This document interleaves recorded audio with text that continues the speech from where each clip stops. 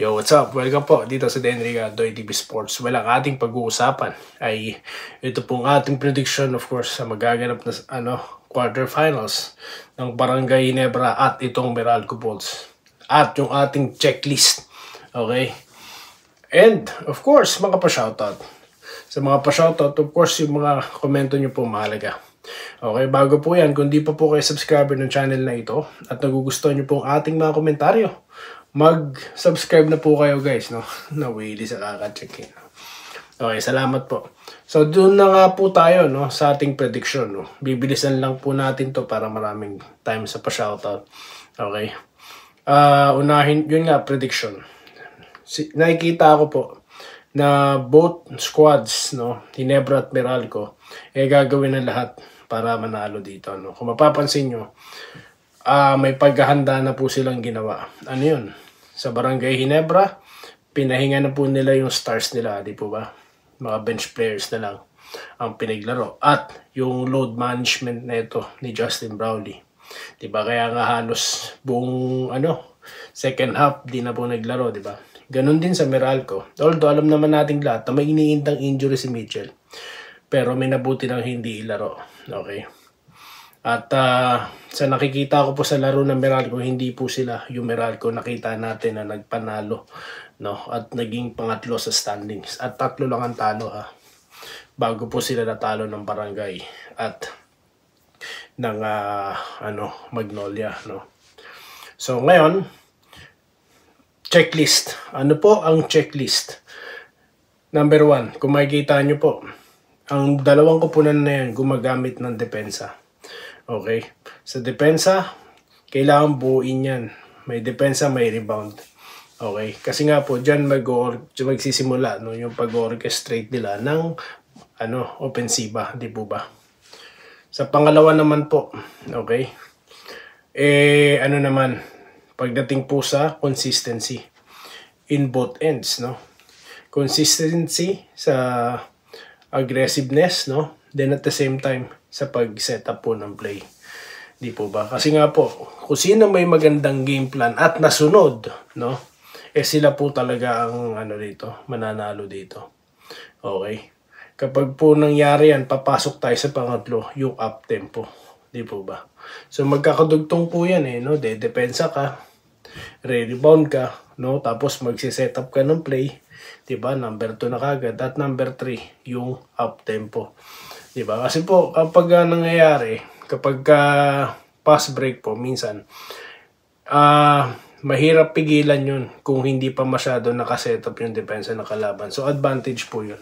So, alam naman po natin yung dalawang kupunan na yan, gumagamit ng ganyang diskarte. Di po ba? Kasi nga po, mga international coaches Diba? Si Coach Nenad, no, or consultant, and of course yung Gilas coach natin ni Coach Timcon. So ganoon lang po kasimple yan. Balik tayo sa prediction.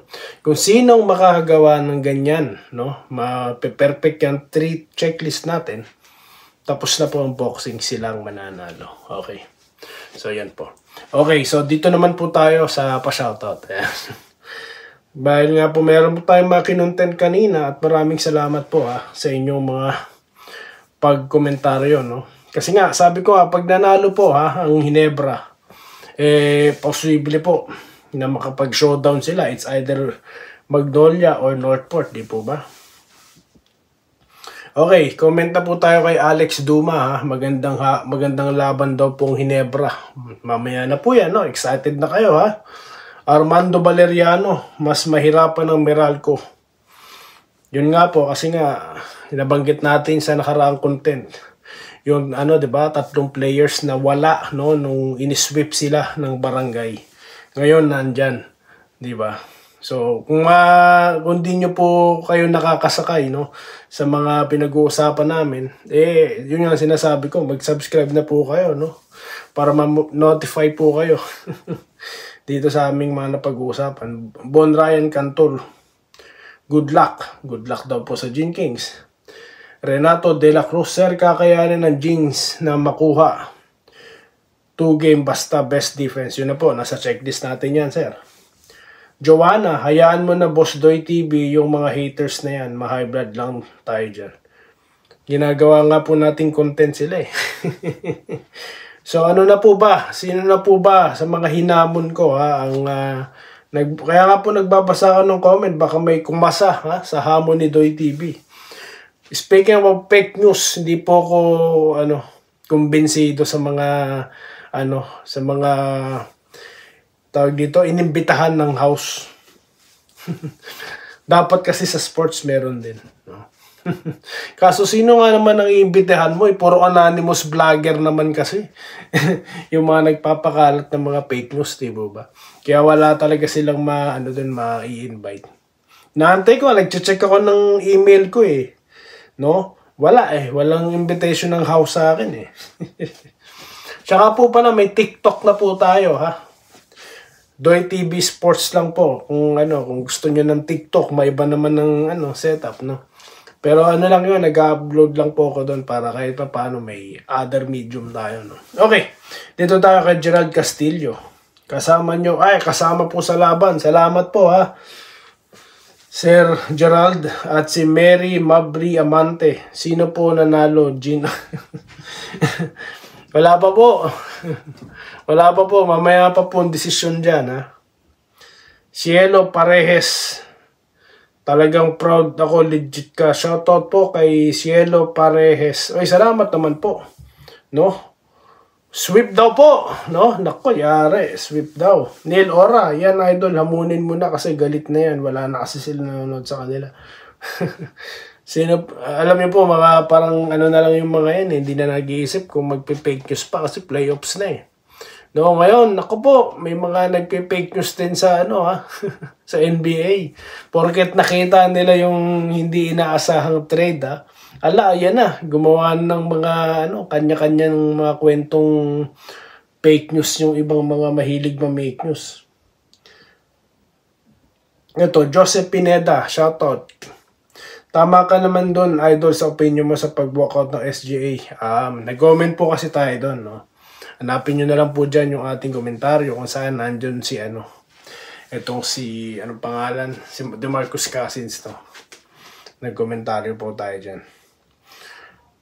Basta tinebra ako, manalo matalo. Okay, so talo na po tayo sa sunod nating content ha. Salamat nga po pala at welcome sa mga bagong subscribers natin guys. Maraming salamat sa inyong pag-suporta ha.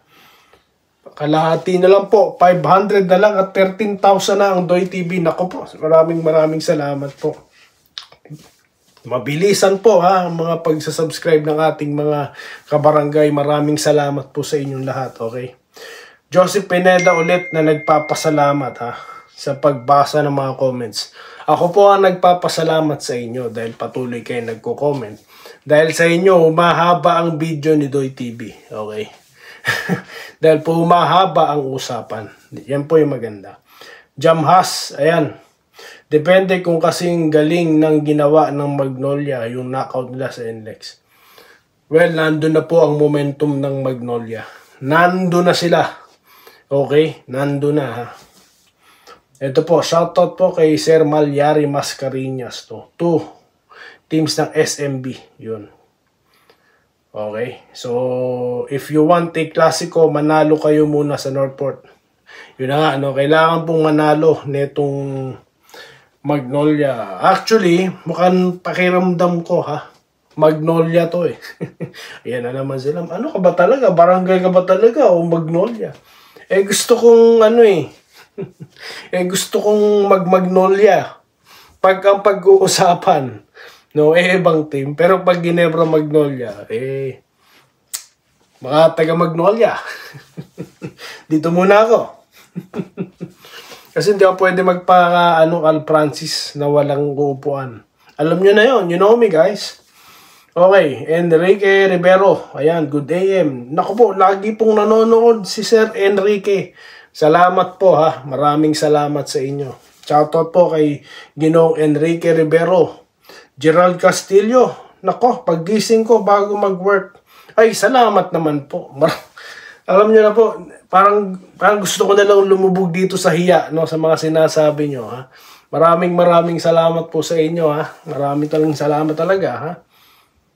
Habang nagkakape, nako po, buti hindi kayo Pag umiinom kayang kape.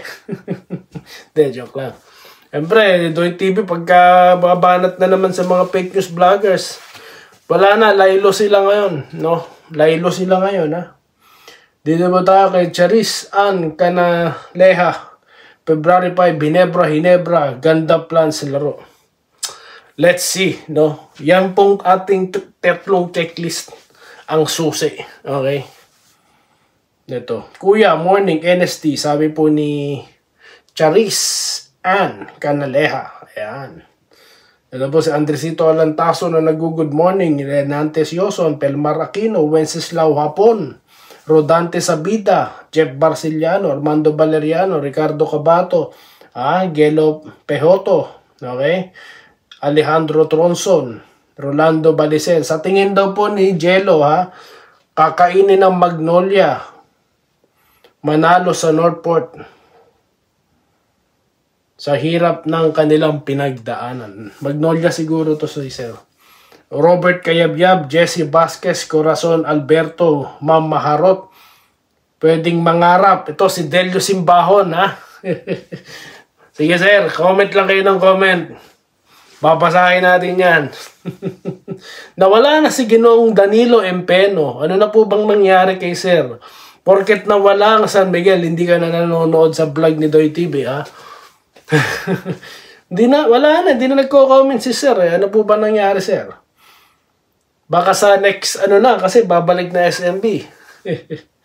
Okay, Ramil Gonzaga, okay, Regina Panganiban, Corazon Alberto, at of course, hindi natin makakalimutan ng may Anli, shoutout na mag-asawang Kilyes, no? Sila Ma'am Irene. So, yun lang naman po guys ang ating napag-usapan. At ako po yung nagpapasalamat.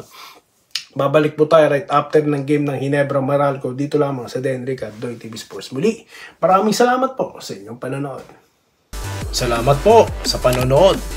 Subscribe na para sa mga susunod na basketball at boxing videos.